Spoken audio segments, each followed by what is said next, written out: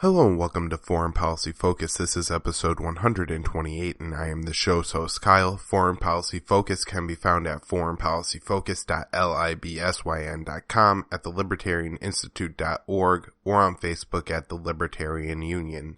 For those of you who could take a minute to go one of those places and then share the show, it will help the show to grow, and I really do appreciate it. The show's growing, and I think I'm putting out some pretty interesting content for everyone, so I got some interesting stuff for you today, and just gonna get into it. So I'm gonna deviate from the name and title of the show for a second, Foreign Policy Focus, and talk about a pretty exclusive domestic issue to the U.S., but then I'm gonna really explain why I think it has connections to foreign policy, and I'm going to talk about it on the show because it's just so important, and this is a platform that I've made for myself, and in this case I'm going to use this platform to talk about the execution of Daniel Shaver by police officer Phillip Brailsford. I believe the execution itself happened in January of 2016. However, a judge finally allowed the body cam footage that Brailsford was wearing the night he executed Shaver, and we now see how brutal and disturbing this actually is. So I guess to set the stage for you a little bit, Shaver is out of town. He's some kind of exterminator on an extermination convention, and he has some friends over to his room, and they're getting drunk and drinking, and I guess he makes the mistake of taking out a air rifle, so like a pellet gun, and at one point either pointed it or hung it out the window. The hotel saw this. It was La Quinta, and called the police. And up until this point, obviously, Mr. Shaver made a pretty big mistake. I mean, you gotta know, like, gun safety. You can't be hanging your gun out the window, but he's drunk, and he probably considers this to be a toy, right? He shoots pigeons with it. It's a pellet gun. Like, you should be taught, and I have pellet gun at a young age and was always taught, be very careful where you're pointing it, and everybody's gonna treat it like it's a real weapon, so you need to treat it like it's a real weapon too, so. Obviously, what he is doing in this room is inappropriate. However, as the events unfold, we'll kind of see why, this is so disturbing. I believe it was the Texas Mesa Police Department that arrived on the scene. There looks to be 5 or 6 officers as they arrive at the hotel. Officer Brailsford is the only officer as they're walking in the hotel that seems at all concerned about having his weapon drawn. He calls the elevator, and as the elevator door opens is, pointing his weapon into the elevator. None of the other officers are even looking at the elevator, so you would think that the police department as a whole hasn't even really identified, that there's a threat here yet. And this Brailsford, it could very easily be, pointing a weapon at like some little girl who's in the hotel. It's a situation like this. Anyways, they plan, the police plan their assault. They hop in the elevator. Seems like would be an odd tactical move if you're worried about somebody having an assault rifle and being able to open fire on you to the point that you're already pointing your gun in the elevator. The fact that all the police officers piled into one elevator and then took it up seems absolutely shocking to me. The police officers get up there and apparently hadn't attempted to contact the room before this and just start yelling down the hallway where the Mesa Texas police come asking the female to come out with her hands up. My assumption would be is that the people inside the room either didn't hear it or weren't sure what to do. I mean, if you're in a hotel room, they're yelling the hotel room like occupants of room 502 or whatever. And you're just there for a couple nights, it's hard to remember your hotel room. It wouldn't necessarily trigger that the police are talking to you anyways. And so the police officers who are, in one sense pretending to be this elite tactical unit, and then the other sense, seem like incompetent boobs if you watch the whole video, don't even have the key card, have to go back down to the hotel front desk to get one. Again, it seems odd to me that they wouldn't have, used the hotel phone to call the room. That way they know they have kind of a clear line of communication with the people in the room, and there's no room for a misinterpretation or anything like that. If you watch the full-length video, I think it's about 18 minutes long. About 12-13 minutes into the video, we have the occupants of the room walking out into the hallway. I'm unsure as to why they were walking out into the hallway. You see the female walk out first, and she seems almost completely oblivious to the police officers. So maybe they were aware that the police officers were there, and she was maybe feeling like she was in a little bit of trouble or something and was trying to act like, oh, I wasn't doing anything wrong. She comes out, and then he comes out shortly after. Immediately the police start screaming. They both get on the ground right as directed. She puts her purse at arm's reach, and he is laying, face down with his hands above his head. And at this point, it seems to me that this is where, in almost any other situation where I've seen police officers interact with people, they would just arrested them right here. Both of the people, spread eagle on the ground, seem to be pretty, non-threats to the police officers. And it could have ended here, but the police officers have them go through a series of steps while screaming at them that if they make a mistake, they're going to kill them. Now, that to begin with should be something that, if it is in America that we are now going to have it, that police officers have the right to shoot anybody who does something that is outside the police officer's comfort zone, or you don't directly obey what the officer says, then you're able to, the officer is able to execute you for that. Like I said, if this is the way we want to do it, I think there should be a national discussion and a debate on, not just this is the way things are now, where if I'm confronted by a police officer, I got my hands up, I'm not even doing anything wrong, and for whatever reason one of my arms drops, that officer does not have the right to shoot me. I'm not posing a threat just because, my arm is below my shoulders or not, but this is a situation that we're really in. I believe it's pretty apparent to me that Shaver seems intoxicated at this point. The female does a fairly good job as they bark instructions at her to do what they say, and then they arrest her. So now you have a point here where Shaver is laying on the ground face down with his eyes pointing straight down. He's not even looking up. His fingers are interlocked behind his head. His legs are crossed. Why at this point they don't just go and handcuff him? It doesn't make any sense to me whatsoever. Also, it seems odd that if you watch the video, you could pretty clearly see from the layout that there's another elevator behind them. And so, there's also another tactical advantage, or an officer could just come from behind. You don't even have to take your weapons off this guy, and then would be able to arrest them. The officer then again reminds Shaver that he must do exactly as the officer says, or the officer is going to shoot him, which, again, completely ridiculous. But it does seem, if you watch the series as the events as they unfold, that Shaver's doing somewhat the best he can to follow the instructions, I think, while trying to, be obviously scared and shaken. Which is an important thing to remember. At this point, Shaver looks absolutely terrified. You could hear his voice tremble. He's begging with the officer for his life. He's saying, please, please don't shoot me. The officer tells Shaver to push himself up, and then yells at Shaver because as he pushes himself up, his legs become uncrossed behind him, which I think is probably just something that's going to naturally happen as somebody tries to get up and balance themselves, especially if they're intoxicated. Having both feet to be able to move them around independently of each other is going to make it a lot easier for you to get up. And also, it's going to look a lot more suspicious if Shaver, falls back down or something like that. Then it, may look like he's trying to reach for something and puts himself at more risk. So Shaver, attempting to comply with the officer, keeping his legs crossed, pushing himself up. The officer did not instruct him what to do with his hands, and Shaver moved his hands behind his back. I'm assuming what's going on here is that Shaver's anticipating that that's what the police officer is going to do, that he's going to handcuff him. I'm not sure. Maybe Shaver had been arrested in the past and kind of thought that this was the process, or had just, experienced enough TV or whatever to know that that's kind of what police officers tell you to do. Put your hands behind your back. Obviously, he's probably not thinking super clearly. He's intoxicated. He has a assault rifle. Brailsford here is not armed with a simple 9mm pistol. He has an AR-15 with a big old scope on it pointed right at him.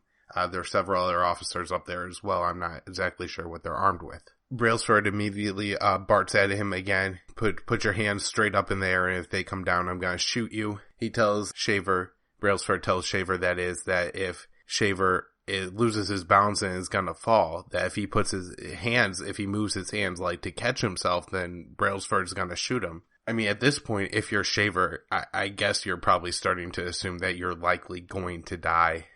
It seems that, he's probably terrified that he's gonna fall.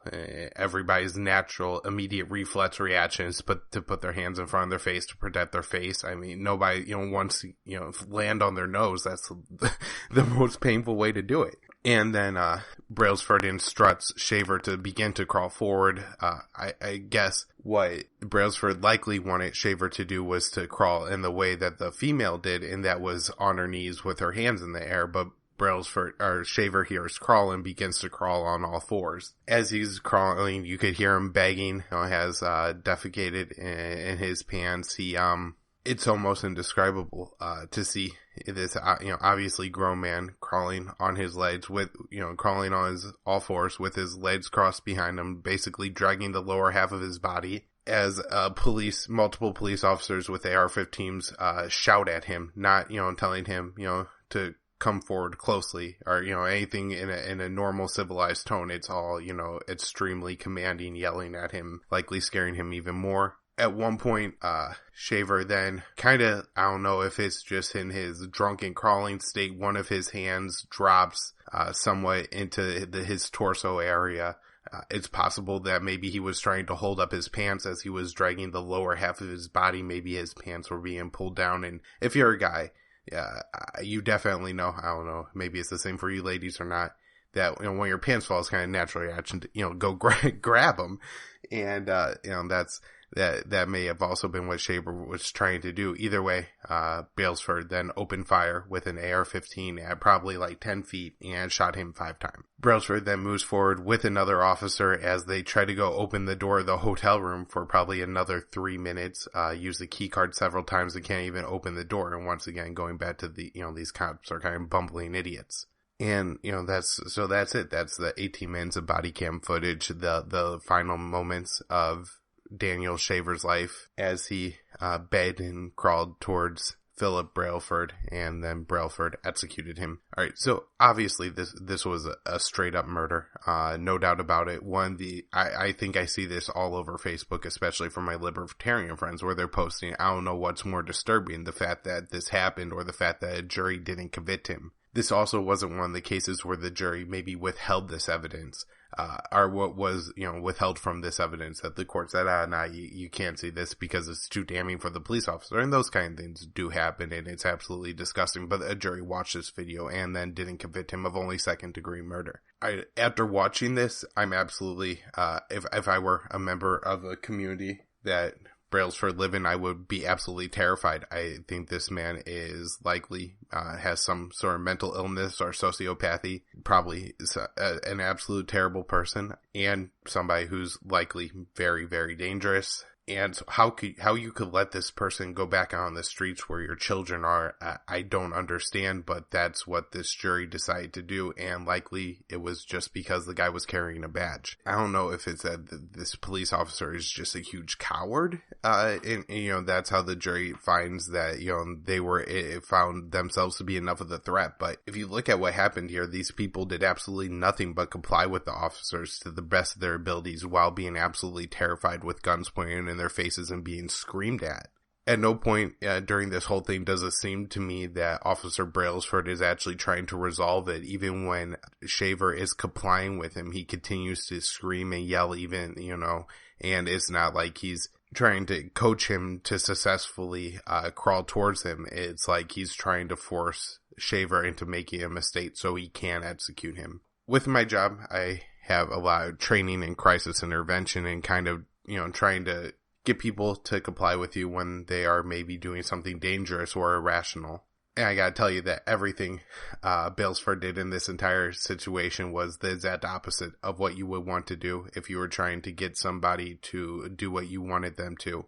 When they started complying, speak a little bit more calmly, that way they could hear you and understand you, and they're not going to try anything irrational or dangerous. Also, if it was a case where Shaver was actually a threat to Brailsford, yelling at him is only more likely to provoke him into making a mistake. But Brailsford seems to have a very kind of low IQ macho guy type of understanding of how things work, and just wants to try to intimidate Shaver over and over again when Shaver's already complying. Shaver's already intimidated and scared, but Brailsford just attempts to add more and more to that.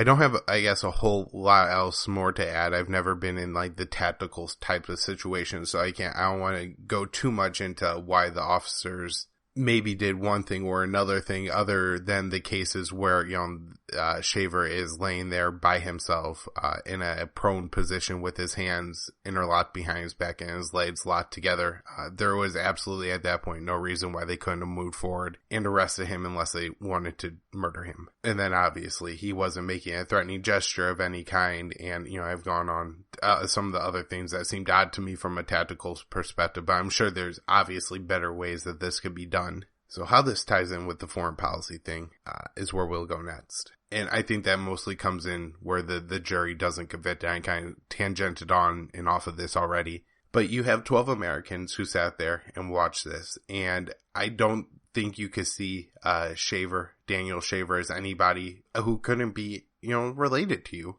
In the situation where he was out in the hall, he was a, more or less innocent person, really not guilty of any crimes and hadn't done anything really mean to anyone. He did something stupid by pointing a gun out the window, but just because somebody does something stupid doesn't mean the police could execute him, right? He wasn't like actively shooting at people or, waving a knife around or anything like this. And so I'm not sure how the jury didn't go, wow, that could be my brother, that could be my, sister, that could be my cousin, that could be my dad, whoever, who, while doing their best to comply with the police officers, made some mistake or does something that the officer doesn't like, and they open fire and they murder him. It just doesn't make sense to me how the jury didn't draw this conclusion. And the only thing that really made sense is to say that it must have had something to do with the badge, and this is largely how I think it operates in foreign policy as well, is that when you're acting under the auspices of the American government, you do so with complete immunity for anything that you do. It must always be the right thing. When trying to understand why people believe that, it's very difficult. It may have something to do with,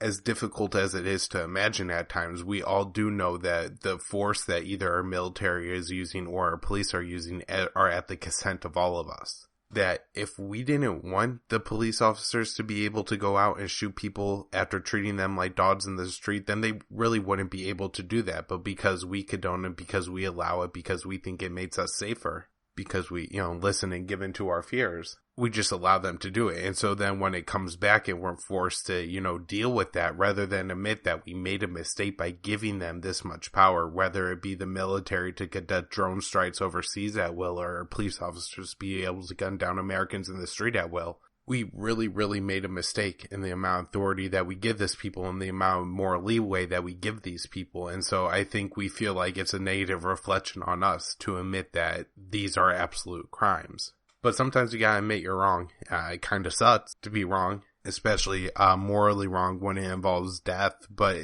that's what's going on here. Whether it's Anwar al-Awlaki's 16-year-old son who was executed a couple weeks after him, or his daughter who was executed, 8-year-old daughter who was executed a couple years after him, you'll still get people saying, well, look who the father was. And it's like, the father was dead. Or they say, what about the family that this, the company that this family must keep? But at the same time, I mean, there's really no proof that either of these, two little children were doing anything wrong. In fact, the girl was killed in a botched raid, and the kid was killed in a drone strike that was targeting civilians. So, well, here again should be a very clear opportunity where Americans absolutely need to condemn what happened in the death of these two children, just like the death of Mr. Daniel Shaver. People are unable to do it, and I think that's because it puts them in too much conflict and they feel some moral guilt for that. Very interesting. One of my favorite TV shows is The Office, and in one of the intros there's a scene where I guess there's been a balloon in the warehouse for years and years, and it's finally coming down out of the rafters. The whole office goes down, and they watch the balloon fall. And as the balloon falls, they reminisce about how life was better when the balloon was up there years ago. And they all start to feel really bad. And then they decide that the solution is going to be to pop the balloon.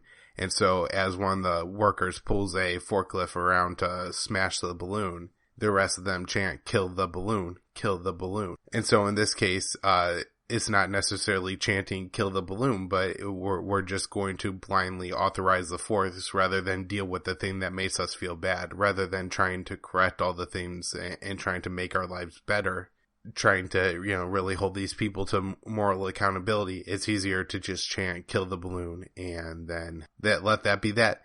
Move on. Don't deal with the huge moral issues or problems in your life. just all ignore it. The whole jury, the whole country. I'm sure this isn't going to spark any reform. This isn't going to spark any demand that Brailsford, who did this in Texas, a state that I'm sure would have put a different man, especially a black man, to death had they done this. So I'm not sure I have a whole lot more to add in here. That was my title, foreign policy. Like I said, I know this episode is a little out of the reach of the title of the show, foreign policy focus. However, I think everybody needs to be exposed to what happened here. I think if you guys can share the video, I'll link to it in the show. I would really appreciate that. I think it needs to be shared over and over again.